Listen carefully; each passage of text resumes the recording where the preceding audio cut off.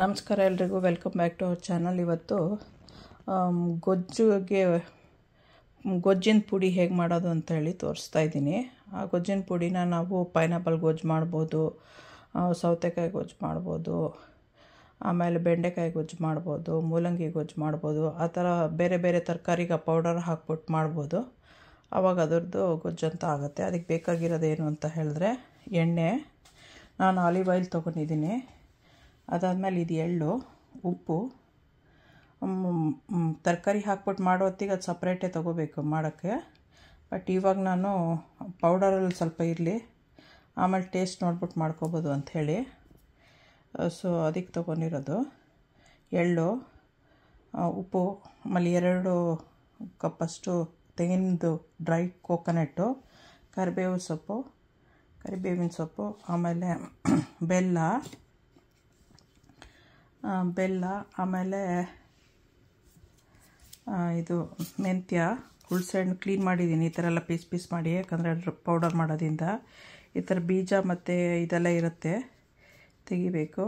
ನಾರು ಥರ ಎಲ್ಲ ತೆಗ್ಕೊಬಿಡ್ಬೇಕು. ಸ್ವಲ್ಪ ಉದ್ದಿನಬೇಳೆ ತೊಗೊಂಡಿದ್ದೀನಿ, ಯಾಕಂದರೆ ಇದು ಸ್ವಲ್ಪ ಲೋಳೆ ಥರ ಬರುತ್ತೆ. ಅದೇನು ಸ್ವಲ್ಪ ಉದ್ದಿನಬೇಳೆ, ಒಣಮೆಣಸಿನ್ಕಾಯಿ, ನಾನು ಕಾಶ್ಮೀರಿ ತೊಗೊಂಡಿದ್ದೀನಿ. ಇನ್ನೊಂದೆರಡು ಬ್ಯಾಡಗಿ ಹಾಕ್ಕೊತೀನಿ, ಯಾಕಂದರೆ ಸ್ವಲ್ಪ ಕಲರ್ ಚೆನ್ನಾಗಿ ಬರಲಿ ಅಂತ. ಇಂಗು, ಅರಿಶಿಣ, ಕಡಲೆಬೇಳೆ, ಸಾಸಿವೆ, ಜೀರಿಗೆ, ಧನಿಯಾ, ಇದಿಷ್ಟು ತೊಗೊಂಡಿದ್ದೀನಿ. ಇವಾಗ ಇದಿಷ್ಟು ರೋಸ್ಟ್ ಮಾಡ್ಕೋಬೇಕು. ಆಮೇಲೆ ಸ್ವಲ್ಪ ಕೂಲ್ ಡೌನ್ ಆದಮೇಲೆ ಪೌಡರ್ ಮಾಡ್ಕೋಬೇಕು. ಪಾತ್ರೆ ಇಟ್ಕೊಂಡು ಇವಾಗ ಸ್ಟವ್ ಇಡ್ತಾಯಿದ್ದೀನಿ.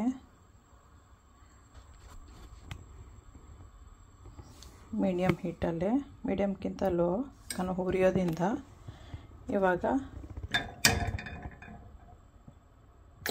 ಸ್ವಲ್ಪ ಎಣ್ಣೆ ಸಾಕು ಹುರ್ಕೊಳ್ಳೋದ್ರಿಂದ. ಇವಾಗ ಇದಕ್ಕೆ ನಾನು ಕಡಲೆಬೇಳೆ, ಜೀರಿಗೆ, ಸಾಸಿವೆ, ಜೀರಿಗೆ ಹಾಕ್ಕೊಂಡೆ.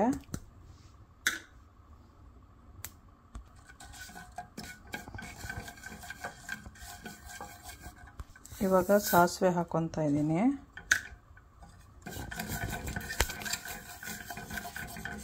ಉದ್ದಿನಬೇಳೆ ಒಂದು ಸ್ವಲ್ಪ, ಮೆಂತ್ಯ,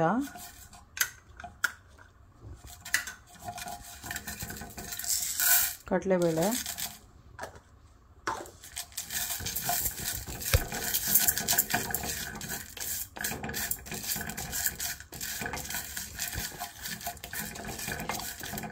ಸ್ವಲ್ಪ ಹುರ್ಕೊಳ್ಳಿ. ಅದಾದಮೇಲೆ ಮೆಣಸಿನ್ಕಾಯಿ, ಕರಿಬೇವು ಸೊಪ್ಪು ಹಾಕ್ತೀನಿ. ಧನಿಯಾ ಜಾಸ್ತಿ ಹಾಕಲ್ಲ, ಬರೀ ಇಷ್ಟೇ ಹಾಕ್ತಾಯಿದ್ದೀನಿ.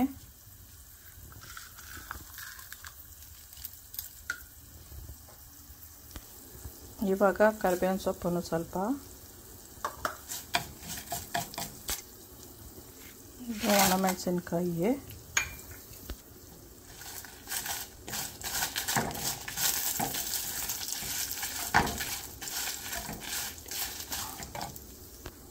ಟೂ ಮಿನಿಟ್ಸ್ ಆಯ್ತು ಇವಾಗ ಇದು ರೋಸ್ಟ್ ಮಾಡ್ತಾ. ಇವಾಗ ಏನು ಹಾಕ್ಕೋಬೇಕು ಅಂತ ಹೇಳಿದ್ರೆ ಇಂಗು,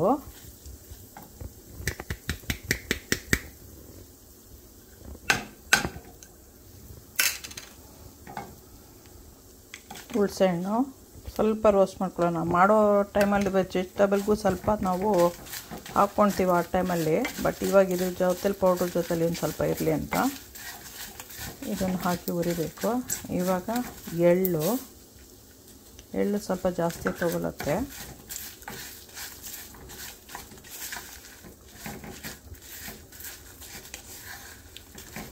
ಆಫ್ ಆದಮೇಲೆ ಬೆಲ್ಲ ಹಾಕಬೇಕು, ಯಾಕಂದರೆ ಬೆಲ್ಲ ಕರಗಬಾರ್ದು, ಅದು ಬರೀ ಪೌಡರ್ ಹಾಕಬೇಕು. ಇಲ್ಲ ಡೈರೆಕ್ಟಾಗಿ ತಣ್ಣಕ್ಕಾದ್ಮೇಲೆ ನಾವು ಮಿಕ್ಸಿ ಜಾರ್ಗೆ ಹಾಕ್ಕೊಂಡು ಪೌಡ್ರ್ ಮಾಡ್ಕೋಬೋದು. ಈ ಪೌಡರ್ ಇಟ್ಕೊಬಿಟ್ರೆ ಒಂದು 4-5 ವೆರೈಟಿ ಆಫ್ ಗೊಜ್ಜುಗಳು ಮಾಡ್ಕೋಬೋದು.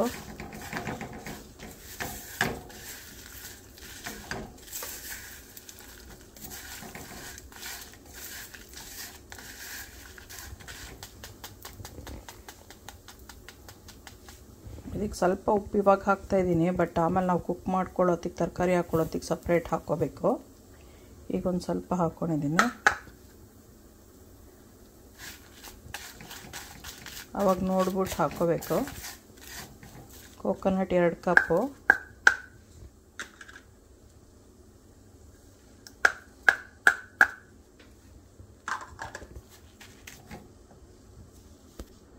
ಅರಿಶಿನ ಸ್ವಲ್ಪ,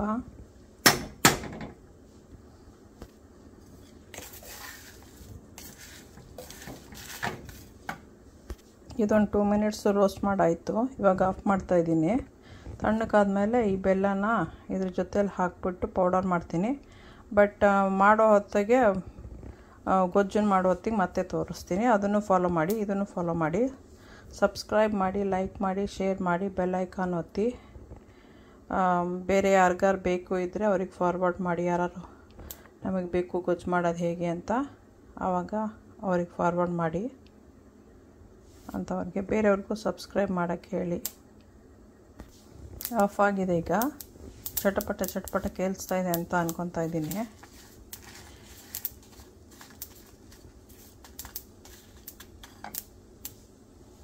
ಇವಾಗ ಪೌಡರ್ ಮಾಡೋಕ್ಕೆ ಬೆಲ್ಲ ಹಾಕಿದ್ದೀನಿ. ಆಮೇಲೆ ಇದನ್ನು ಹಾಕ್ತಾಯಿದ್ದೀನಿ. ಇವಾಗ ಸ್ವಲ್ಪ ಹಾಕ್ಕೊಂಡು ಪೌಡರ್ ಮಾಡ್ಕೊತೀನಿ.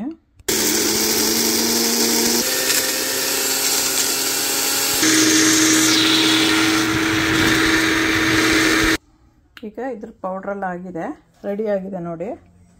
ಈ ಥರ ಇದೆ. ಇದು ಯೂಸ್ ಮಾಡೋದು ಹೇಗೆ ಅಂತ ನೆಕ್ಸ್ಟ್ ವೀಡಿಯೋಲಿ ತೋರಿಸ್ತೀನಿ. ಗೊಜ್ಜಿನ ಪುಡಿ ಅಂತಾರೆ ಬೆಂಗಳೂರು ಸೈಡಲ್ಲಿ. ಅಲ್ಲಿ ಮಂಗಳೂರು ಸೈಡಲ್ಲೆಲ್ಲ ಗಸಿ ಅಂತೀವಿ. ಸೊ ಗೊಜ್ಜು ಗಸಿ ಎರಡು ಸೇಮೇನೆ.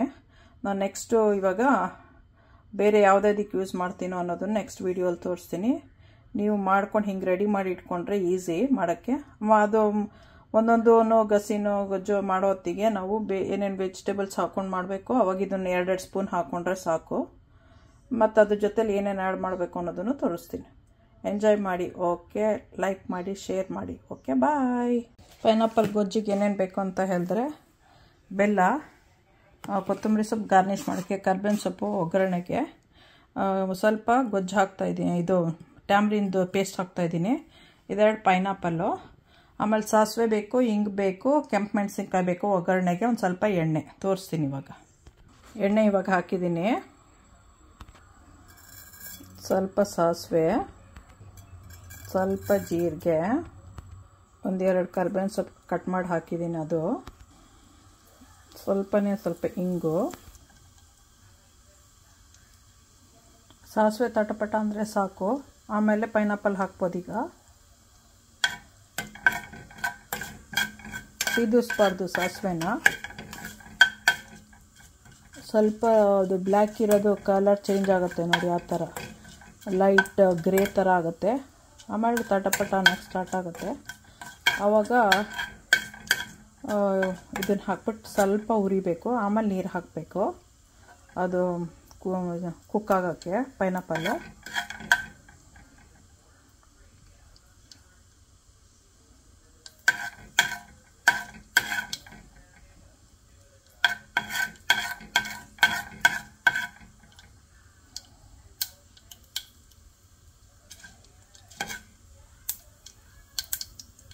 ಕೇಳಿಸ್ತಾ ಇದೆ ಅಂತ ಅನ್ಕೊತಾ ಇದ್ದೀನಿ.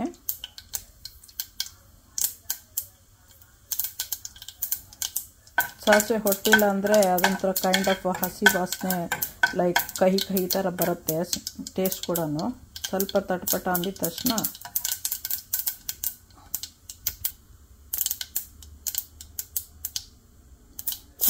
ಇವಾಗ ಪೈನಾಪಲ್ಲು,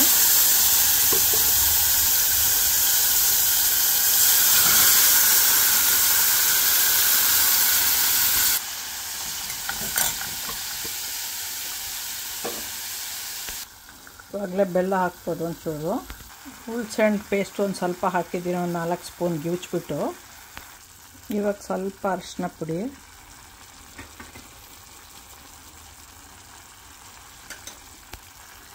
ನೀರು,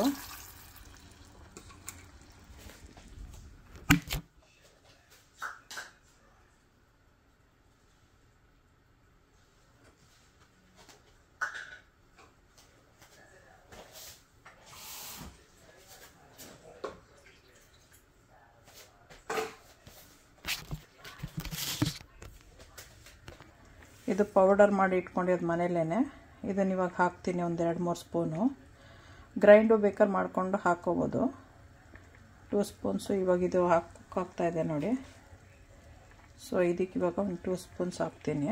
ಚೆನ್ನಾಗಿ ಅದು ಪೈನಾಪಲ್ಲು ಸಾಫ್ಟಾಗಿ ಕುಕ್ ಆಗಬೇಕು. ಪೌಡರ್ ಮಾಡೋ ಹೊತ್ತಿಗೆ ಒಂದು ಸ್ವಲ್ಪ ಸಾಲ್ಟ್ ಹಾಕಿದ್ದೀನಿ. ಅದಕ್ಕೆ ಇಲ್ಲಿ ಎಷ್ಟು ಬೇಕೋ ಅಷ್ಟೇ ನೋಡ್ಕೊಂಡು ಹಾಕೋಬೇಕು. ಇವಾಗ ಸಾಲ್ಟ್ ಹಾಕ್ತಾಯಿದ್ದೀನಿ. 1 ಸ್ಪೂನು, 2 ಸ್ಪೂನು, 3 ಸ್ಪೂನು ಪೌಡರ್ ಹಾಕಿದ್ದೀನಿ. ಸ್ವಲ್ಪ ಚೆನ್ನಾಗಿ ಮಿಕ್ಸ್ ಆಗಲಿ. ಚೆನ್ನಾಗಿ ಕುದೀತಾ ಇದೆ. ಇವಾಗ ಇನ್ನೊಂದು 2 ಮಿನಿಟ್ಸ್ ಮಾಡಿಬಿಟ್ಟು ಆಫ್ ಮಾಡ್ಬೋದು. ರೆಡಿಯಾಗಿದೆ. ಸಬ್ಸ್ಕ್ರೈಬ್ ಮಾಡೋದು ಮರ್ತೋಗ್ಬೇಡಿ. ಸಬ್ಸ್ಕ್ರೈಬ್ ಮಾಡಿ, ಲೈಕ್ ಮಾಡಿ, ಶೇರ್ ಮಾಡಿ, ಬೆಲ್ ಐಕಾನ್ ಒತ್ತಿ. ನೀವು ಮಾಡ್ಕೊತೀನಿ, ಎಂಜಾಯ್ ಮಾಡಿ. ಪೈನಾಪಲ್ ತಂದಿರೋದಿನ ಮಕ್ಕಳಿಗೆಲ್ಲ ತಿನ್ನೋಕ್ಕೆ ಪೈನಾಪಲ್ ಹಾಗೇನೂ ಕೊಡ್ಬೋದು, ರೋಸ್ಟ್ ಮಾಡಿ ಕೊಡ್ಬೋದು. ಇದನ್ನು ಗೊಜ್ಜು ಮಾಡ್ಕೊಂಡು ಕೊಟ್ಟರೆ ಇದು ಚೆನ್ನಾಗೇ ಇರುತ್ತೆ. ಒಂದು 4-5 ಪೀಸ್ನ ಸಪ್ರೇಟಾಗಿ ತೆಗೆದಿಟ್ಕೊಂಡು ಸ್ವಲ್ಪ ಮಾಡ್ಕೋಬೋದು. ಗೊಜ್ಜು ಅಂತಾರೆ, ಗಸಿ ಅಂತಾರೆ. ಸೊ ಎರಡೂ ಸೇಮೇ ಮಾಡ್ಕೊಂಡು ತಿನ್ಬೋದು. ಇದೇನಂದರೆ ಖಾರ, ಹುಳಿ, ಸ್ವೀಟು, ಉಪ್ಪು ಎಲ್ಲದು ಮಿಕ್ಸ್ ಆಗಿರೋದು ಒಂದು ಡಿಶ್ಶು. ತುಂಬ ಟೇಸ್ಟಿಯಾಗಿರುತ್ತೆ. ರೈಸ್ ಜೊತೆಲಿ ತಿನ್ನೋಕ್ಕೆ, ಚಪಾತಿ ದೋಸೆ ಜೊತೆಲೂ ತಿನ್ಬೋದು. ಬಟ್ ರೈಸ್ ಜೊತೆಲಿ ತುಂಬ ಚೆನ್ನಾಗಿರುತ್ತೆ. ಆಫ್ ಆಯ್ತು. ಈಗ ಕುದ್ದೆಲ್ಲಾಗಿದೆ, ಅದಕ್ಕೆ ಆಫ್ ಮಾಡಾಯಿತು. ರೈಸ್ ಜೊತೆಲಿ ತಿನ್ನೋದನ್ನು ಹೇಗೆ ಅಂತ ತೋರಿಸ್ತೀನಿ.